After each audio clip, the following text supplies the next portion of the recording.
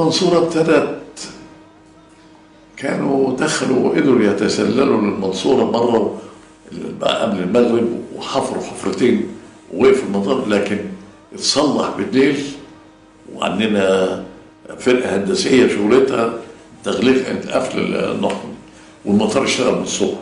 هم عاوزين يشيلوا المطار ده بأي ثمن، لأن مركز المقاتلات موجود. المنصورة تخش أنشاص كله كنترول في المنصورة، يعني المطارات بتيجي من أنشاص بتخش تحت قيادة قائد المنصورة، من أبو حماد قيادة المنصورة.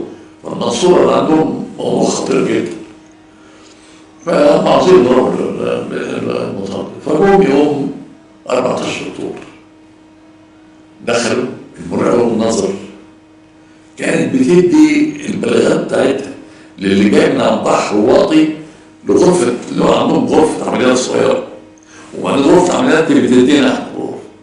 فاتفقت مع الدفاع الجوي، ظبطنا الترددات، بيدي هنا في نفس الوقت بنسمعه عشان في وقت ضايع بيكونوا وصلوا للشط.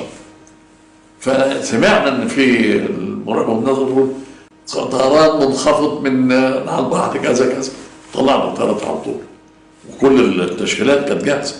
يعني الحاله الاولى طلعت، الحاله الثانيه بقت اولى، وهكذا. وفي انشاص نفس الحكايه، وفي محمد نفس الحكايه. وابتدت المعارك، ضربنا الطيارات اللي فيها اللي شايله قنابل، وابتدت معارك جويه بقى.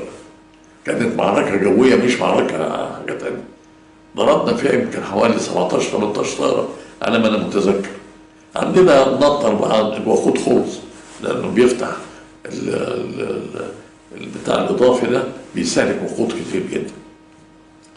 وبعدين خسرنا 4 طيارات ورجعت الطيارات بتاعتنا، وابتدينا بعد كده اسرائيل ما دخلتش عندنا في المنطقه، جت المنصوره على الاطلاق ابدا.